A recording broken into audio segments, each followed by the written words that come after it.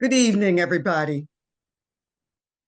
What a wonderful and power presentation of the scripture for our leadership development days. And I'm moved by the theme, revive and lead, empowered by the resurrection.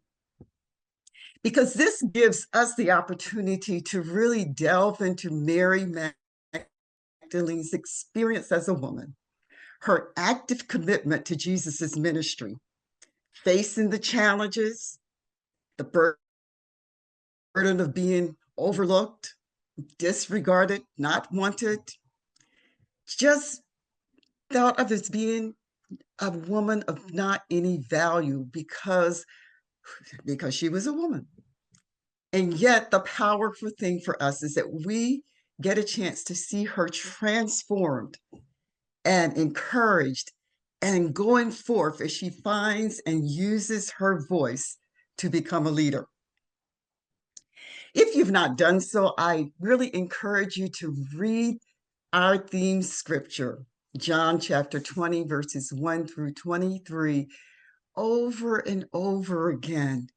And so you can begin to fully recognize Mary as a woman with passion and Mary as a woman who was chosen as a leader by Jesus Christ. And even more so, I invite you to see yourself.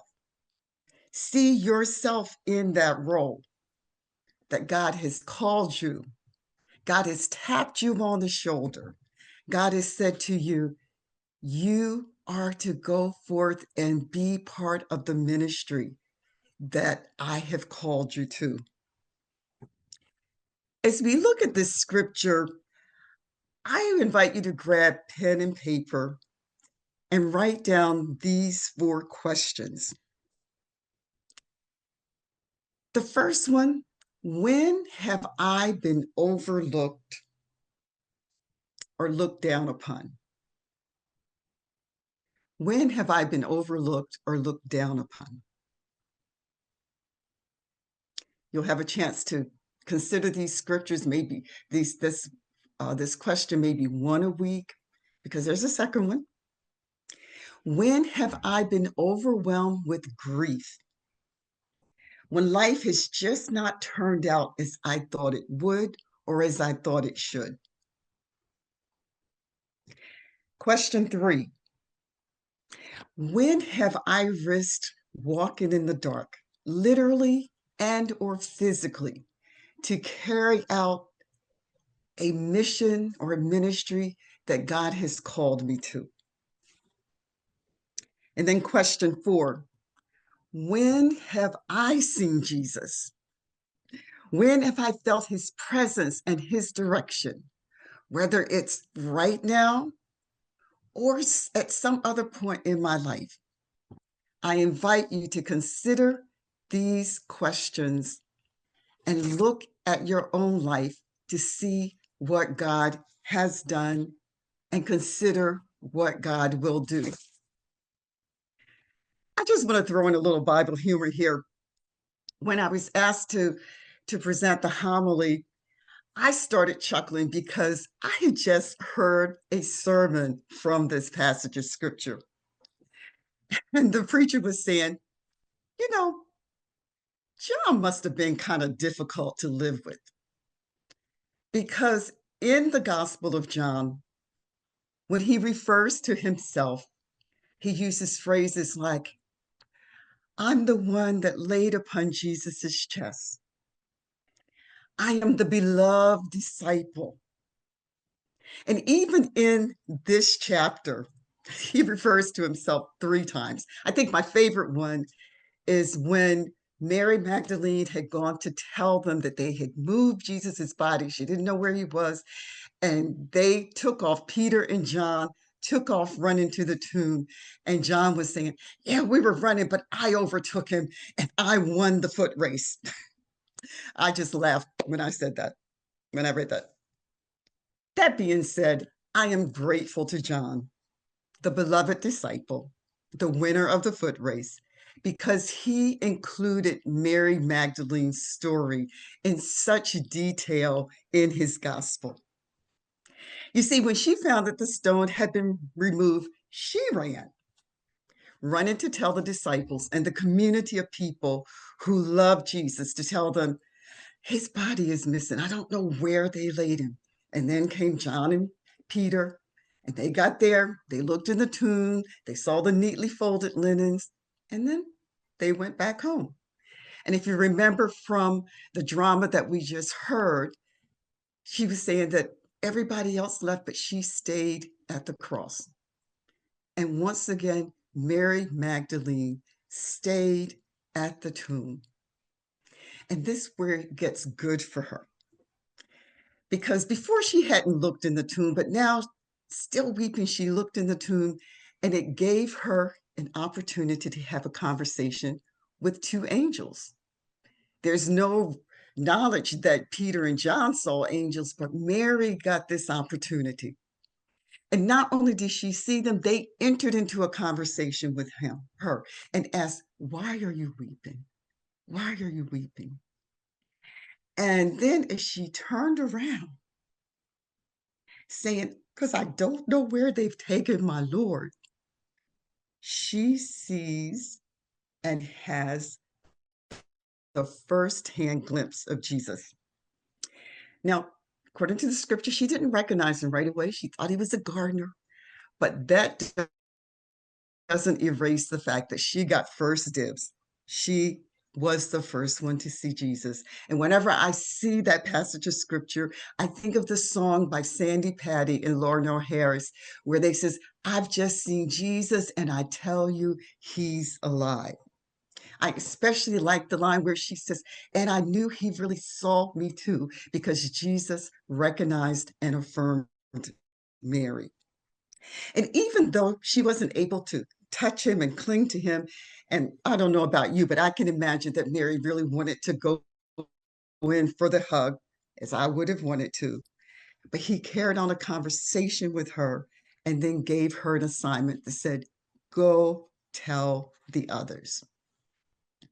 So I find that there are three lessons in this resurrection experience. The first one that I like to lift up is it's okay to grieve.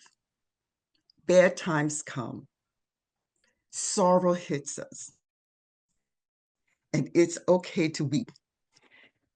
I'm a pianist and I play for a lot of services, a lot of funeral services. And depending on, what the setting is and the background of the denomination, sometimes I'm sitting there and I want to leave the piano bench and snatch the preacher. Okay, y'all just pray for me, okay? Because some of them get into this mode saying, you shouldn't be crying. Another soul has gone on to heaven, and you should be up shouting and rejoicing. And there I am sitting at the piano and seeing the lines of grief in the faces of the loved ones. It's okay to grieve when someone that you've enjoyed their physical presence for so long, and you know that no longer you're going to do that. It's okay to grieve. The second point, it's okay to tell your story, part one and part two. I have the privilege of being associated with two women's organizations. Both were founded in 1869. The first one that I want to lift up is my alma mater, Wilson College, which is a college for women. It's now co-ed. Took me a while to get over that. But it was founded and named for a woman because the founders wanted women to have the same educational experiences that men had access to. And of course, the second one is our beloved United Women in Faith. And I can tell you that my experiences with both organizations has really helped me to find my voice. Having come of age during the women's rights movement, I have had my fair share of experiences of being ignored and actually having ideas trying to be stolen from me. I remember being in a meeting and I put an idea on the table. I had drafted it. I had, written notes and shared it. And there was, kind of a little nodding and things like that. Then one of my colleagues, I think he gave about 5 minutes, and then he just kind of reworked it a little bit and put it on the table as if this was the best idea he had ever come up with. Finding my voice, I just simply said, I am so glad Harry loves the idea that I just spoke about 5 minutes ago, and I hope we can move forward with it. I can tell you, I got in a little trouble with my supervisor, but frankly, I didn't care too much. I also love the story of the founding of United Women in Faith. 8 women round the table.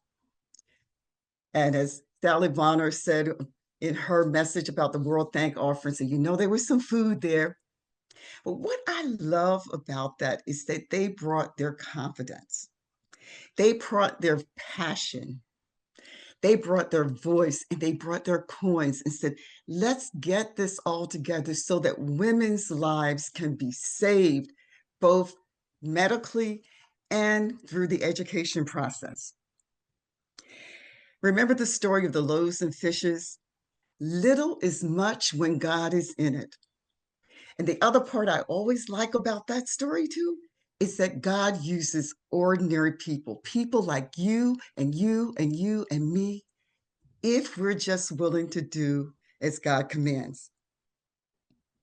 So, what do I mean by telling your story part one and part two? Well, look at Mary's example. First, she told the story of Jesus's body being missing. That's part one. Disciples ran, verified her story, just in case she got it mixed up, right? But it gets better because in part two, Mary gets to have a face to face with Jesus. She gets the chance to talk to him, and she gets the first assignment to go tell the disciples that he was ascending to the Father and that they were to help spread the gospel. So let's spread the news. And when we get our face to face with Jesus, and we're all going to have it, isn't that wonderful knowing that we're going to have that face to face? We will be able to share the good news. So, the third lesson that we can take from this scripture is that we are on assignment. Just as Mary was assigned to spread the good news, we are on assignment. As United Women in Faith, we have been empowered to tackle the world's problems and challenges, to speak truth, to pull back the curtains of injustice, to challenge and speak out when people even deny that things that happened historically, say, no, that didn't happen. We have voices, we have ideas, and so we are able to carry out God's mission. I love the fact that as United Women in Faith, we gave our church Bethlehem and Wesley Center so that no matter what race children were, even when they couldn't be in the same space together, they both could be educated, they both could be cared for, they both could be loved. We gave the denomination the Charter for Racial Justice, and we had the assignment of laying out the blueprint for righting wrongs and turning things around.